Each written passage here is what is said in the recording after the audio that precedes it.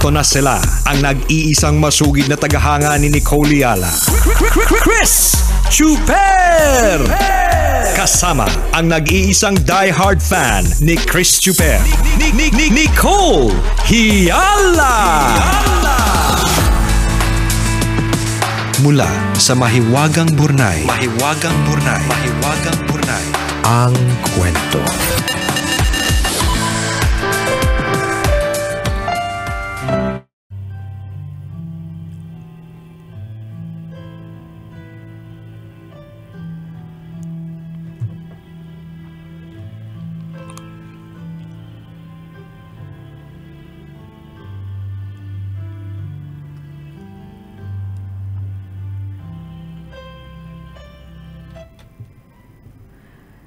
Dear Nicole and Chris, itago niyo na lang ako sa pangalang Loy, tambalerina mula dito sa Santa Maria, Bulacan. Pusong babae akong tunay, pero kung manamit at kumilos, lalaki. Napasulat ako sa kilig. Yung love interest ko kasi nung 2009, nagbabalik eksena. Sa halip na ipahalata sa kanya na kilig to the max ako, minabuti kong ibahagi na lang sa inyo ang kwento. Huwag kayong mag-alala. Susubukan kong gawing as wholesome as possible. Ay, nalungkot. Nalungkot lahat na Na-excite na siya na kanina si Nicole.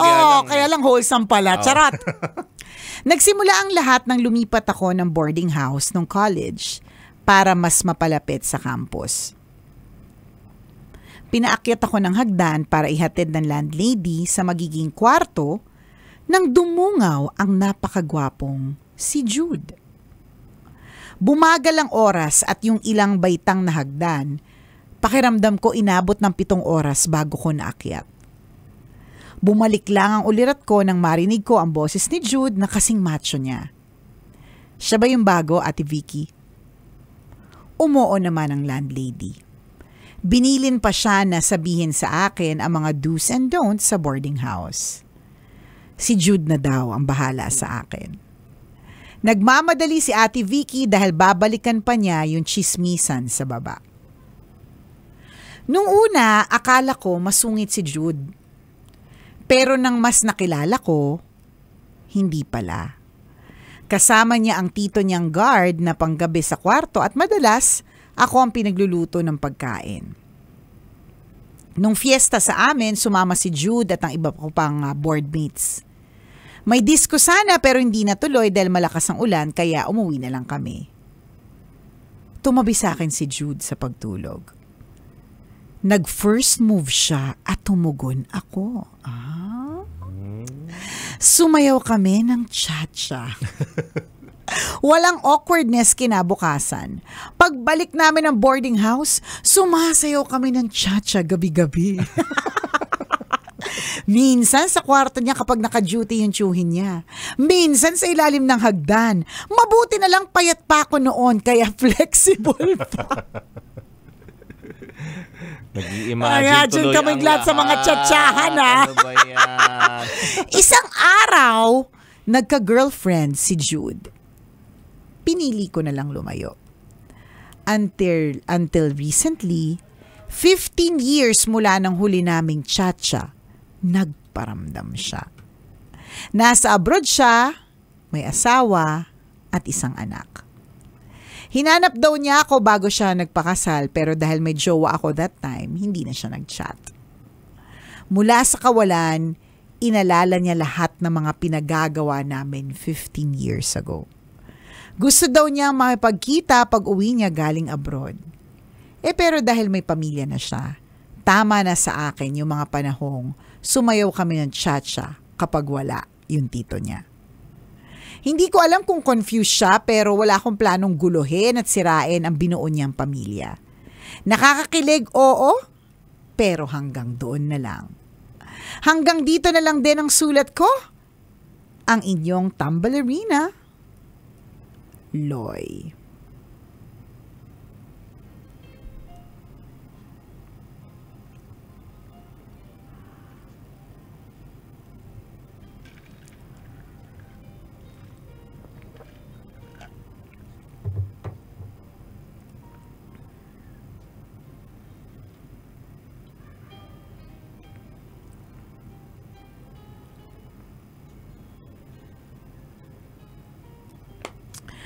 Hello sa'yo, Loy. Una sa lahat, gusto kong sabihin sa'yo na very good ka. Yan, very good ka sapagkat because you know your boundaries.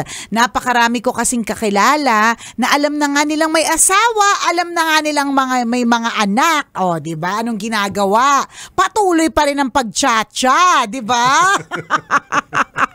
Nakakalurk. Okay? So very good ka dyan sa sa pagdedesisyon mo na wag makipagkita kay Jude, 'di ba? Maganda naman talaga na minsan talaga sa buhay natin yung mga ibang mga bagay-bagay kailangan manatiling na lamang na alaala, 'di ba? Magsilbi as good, fun and happy memories. Kasi yan yung sinasabi natin Kaya nga ako naniniwala ako, ako yun na yung mga exes hindi sila pwedeng maging friends ulit kasi may mga pag-aalala At yung kapag mabuti kung single pa rin sila, okay lang alalahanin. Okay lang alalahanin tapos ituloy sa tunay na buhay ang mga pagtsatsatsang pag-alala, 'di ba? Pero kapag may pag-aalala tas may mga pamilya na sila, mahirap Kasi 'di ba you have history together. At yung history na yun, lalong-lalo na kung masaya, kung may sarap, 'di ba? Hindi siya madaling kalimutan. Na-imagine nga ng lahat, pawis na pawis kayo kanina habang nagchachacha. Na-imagine ko nga yung pagiging flexible mo sa ilalim ng hagdan So maganda yan. Maganda na naikwento mo lang, gusto mo lang i-share sa amin. Hindi mo kailangang humingi ng advice. But I think kahit hindi ka humingi ng advice, binibigyan mo pa rin through your story ng advice yung ibang mga tao na nasa ganyang klaseng sitwasyon. Correct. Natandaan, meron kang choice. Hindi porke nagparamdam yung ex mo, ibig sabihin magpaparamdam kang pabalik. Ibig sabihin kailangan magkita kayo porke may history kayo together. Porke gusto ninyong magbalik tanaw sa mga pinagagawa ninyo nung araw. You always have a choice to say no. Hindi mo pwedeng sabihin, marupok lang ako. Hindi! Diba? Pwede kang tumanggi, pwede mo ang deadmahin Kasi para saan? Alam mo na may asawa at mga anak Tapos may pag-reminisce pang nalalaman. Diba? So very good ka. Yun lang yung masasabi ko sa'yo. Diba? We're so happy. Hindi ka man humingi ng advice. Advice mo talagang solid para dun sa mga tambalanisa nating ganyan ang eksena today. Mabuhay ka, Loy. Magpa-milk tea ka sa tambalan. Wala naman kami sasabihin. Ano bang problema mo? Wala. Go. Mamilk tea Wala naman kaming kailangang i-process. Wala naman kaming kailangang sabihin sa'yo na, oy, next time ganito, ganyan. Ito ang dapat mong gawin. Wala na. Wala. Kasi you made the right decision. Correct. Very good ka doon. Ganun naman siguro ang dapat natin gawin, mga kaibigan. Darating talaga sa punto ng buhay, at some point, matutukso tayo. Pwedeng sa tao. Diba? Pwedeng sa gamit, pwedeng sa opportunity, pwede sa isang sitwasyon. Pero kailangan mong balansehin. Yeah. Diba? Na ang gagawin ko ba ay tama or makakasama? Correct. Diba? If the answer is makakasama, then huwag kang papadala sa tukso na yon. So in this case, yun ang ginawang desisyon ni Loy. Yes, diba? Very good ka. Iwasan ang tukso. So wala na kami pag-uusapan. That's it. At ikaw, Kabisyo, ganun din. Laging meron choice. Yung sinasabi nga ni si Loy na ang ginawa niya, ang choice niya, hindi na makapagkita. 'Di ba? So ganun din ikaw ngayong araw na ito. Pwede kang kating-kati ng i-chismis yung 'di ba? Pwede naman Kating-kati ka na meron kang juicing na laman Inano ni si nag-anuhan sila. Nagchacha rin. Nagchacha rin sa may ilalim lahat ng sayo, pati tango, lahat bugi. Na, correct. Binugi ka. Nagbubugihan sila. Correct. Aribang-ariba, di ba? Totoo. Ano pa mga sayaw, di ba? Ano tawag dun sa yung maganon, nagkaldagan. Nagkaroon ng kaldagan, bugi, cha-cha, tango. Lahat na ng klase ng ballroom. Diba? Di syempre, juicy yung balita na yon, diba? Pero una, sigurado ka ba? Totoo. Pangalawa, kapag ka-sprined ko ba tong balitang to, anong maidudulot nitong mabuti dun sa taong chinismis? Diba? At ikaw din sa sarili mo, anong mabuting madudulot nito sa'yo? ano, bida-bida ka, ganun. 'Di ba? Bida ka ng ano, parang sa'yo nang galing yung ano, yung chismis. I mean, ako para sa akin kung iisipin, medyo bawas ligtas point sa langit yun eh. Yung pagiging bida-bida gawin natin. Hindi niya alam ang tawag na ligtas points, kaya ginagawa niya pa rin yun. Oo, 'di ba? Pero kaya nga pwede kasing hindi mo na lang i-spread kasi hindi naman hindi ka sigurado dun sa balita kung totoo. Tama. Pangalawa, alam mong kapag ka-spread mo yan, merong posibilidad na may masirang pangalan, reputasyon, na lahat, career, 'di ba? Tas pangatlo, bawas point sa langit. Ito lang ang pwede mong maging gauge diyan kung ang taong ito ay sinisiraan ng ibang tao. Nako. 'Di ba? Mag-ingat ka na sa taong 'yan. Yan, kasi sigurado sinisiraan ka rin nila sa iba. Sinisiraan ka rin niya sa iba. Ang thinking kasi nila, sinisiraan niya lang yung ibang tao. Ang hindi nila alam, kasiraan din ng sarili niya 'yon. Hindi rin siya aware. Ang advice ko diyan sa mga taong ganyan, pag may na-meet kang ganyan na sinisiraan yung ibang tao. Silaban mo. Hindi. Wag muna. Ito may naisip mo muna, bagahan. Wag muna, partner. Ang naisip ko, partner, ganito. Ganito gawin mo, ha? Lagi mo siyang sasamahan. Para hindi ka siraan sa iba. Bantayan mo. At least, partner, hindi mo siya binagahan. Hindi siya siniliban. Samahan mo na lang. Oo, 'di ba? Kapag nakita mo pupunta somewhere, sumunod ka para sigurado hindi ka siraan sa iba.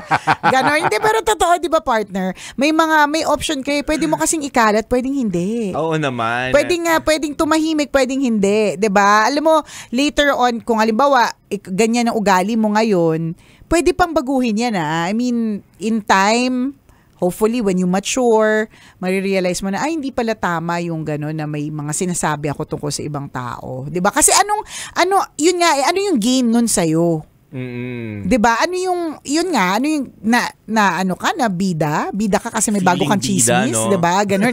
Hindi ganun yung hindi sana sa ibang paraan mo gawin yung pagiging bida-bida mo. Yan, 'di ba? Yung talagang alam mong merong gain para sa iyo. Yung ganun. Yun nga yung sinasabi natin, di ba? Yung mga chismosa, particular, di ba? Yung mga nagkakalat po ng chismis na hindi totoo or maaaring totoo pero hindi naman kailangang ikwento pero kinikwento pa rin. Yan. Di ba kung akala nyo po ay bida kayo sa usapan, magaling kayong tao, matalino kayo, hindi po.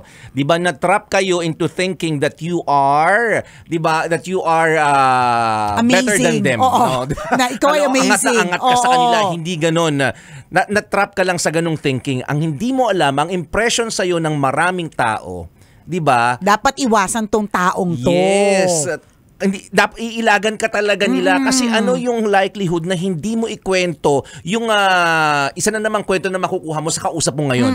Di ba kung kinuwento mo nga yung tungkol sa nakausap mo kahapon, ano yung likelihood na yung pinag-usapan natin yun hindi mo ikikwento sa iba mamaya? Totoo. Diba? So, pag gaganon, ang impression sa akin, iiwasan na kita. Never na akong magkikwento sa'yo kasi X ka na. Kasi markado ka na. Diba? Ang thinking mo noon na parang, uy, ang galing ko sa kanya, may bago na naman akong kwento. Diba? Juicy na naman itong dadaling ko sa kanya. So, bibigyan ka ng attention. Siguro at first, pero magkakaroon na siya ng impression na, teka, delikado itong taong to. Correct. You are a dangerous person. Isipin mo yun, diba? Ang tingin sa'yo, dangerous. Bakit? Yes. Akala mo lang wala lang, 'di ba, that you're spreading news about other people. Yes. Pero sa totoo lang 'di ba? May mga ganyan. Delikado ka. Correct ka. Gets ko yan, partner. Halimbawa, merong certified na ganyan sa isang lugar, kunyari sa opisina. Iniiwasan kong utusan siya. Yung basta wala akong mga papakitang mga anything sa kanya kasi malaki ang posibilidad na, 'di ba? Ang pinadala ko lang ay ganito. Ang ending ay ganito. Lumaki na. Diba? Yun. Kaya delikadong tao yung mga ganyan. So, ang payo namin sa'yo, ikaw na nagkakalat ng chismis, tigilan mo na yan kasi it's a waste of time. It's a waste of energy. At ulitin ko yung tanong, ano yung gain nito sa'yo? Wala. Ano yung, correct, diba? Ano yung naiambag kung yung susumayin natin sinabi ni partner? Wala nga kasi in the end, iiwasan ka pa nga. Totoo dahil yun. Sa kagaganyan mo. Akala mo lang parang, bida-bida, meron na naman akong alam na chismis. Ganyan, di ba? Alam mo ba si Nag-ano diba? na. Alam mo, nagbugihan na naman bugihan sila. na naman. Kaya pala, parang kakaiba yung itsura ngayon. Parang buging-bugi siya. Diba? Parang, Yung itsura niya ngayon, katatapos na oo, magbugi. correct. Diba? Kaya pala parang pagod na pagod. Kabubugi, di ba? May ganon. Lalong-lalo na ako, partner, I feel like, kapag ka ang isang tao merong inggit sa isang tao, hindi imposible na yung kwento tungkol sa kanya may bago or may dagdag. Yan, 'di ba? Parang ganun. Or kapag kami nangyaring hindi maganda sa kanya, hindi imposible na ikalat niya kasi syempre, ito na lang yung mga paraan niya para 'di ba? Sabihin na hindi naman pala perfect yung life niya. Meron naman pala siyang mga ganitong issues, 'di ba? Yan, yung may mga ganyan. Ako naniniwala ako na yan, yung inggit, yan yung mga nakakapangit, 'di ba, ng ugali. Kasi kapag ang isang tao merong inggit, tapos may nakita siya na, halimbawa, inggit siya sa isang taong feeling niya nakakaangat-angat, feeling niya nakaluluwag-luwag, feeling niya maganda yung buhay, magkaroon lang yan ng isang pagkakamali o kaya nadapa lang yan o natisod lang yan ng kaunti. Nakaw! Yung mga inggiterang palaka, yan na! Mukha ba silang palaka talaga? Oo, partner. Parang basta... Busog na palaka. Correct. May parang yung nagkakamot ba ganon? Hindi ko sure kung palaka o ano ba yung nagkakamot ng tiyan. Na animal. Basta animal. Hindi, pero 'di ba, partner, yung magkamali na siya ng konti, may mangyaring hindi maganda sa kanya, parang nagpepiesta yung mga inggitera. Yes. 'Di ba? Nagpepiesta sila. Grabe, kakapiesta tong balitang to! Yung kinaiinggitan ko, may ganitong nangyaring hindi maganda sa kanya. Diba? O, tingnan mo. So again, ang tanong, ano yung gain nito sa'yo? Sabi ni Adrian, pa-main character kasi sila. Ayan na. Gusto nila center of attention. Ayun, kailangan pa bang i-memorize yan? Basic pa-main character pala, yung pala. Yung pala yung gain nila. Kailangan pa bang i-memorize yan? Love Radio Basic!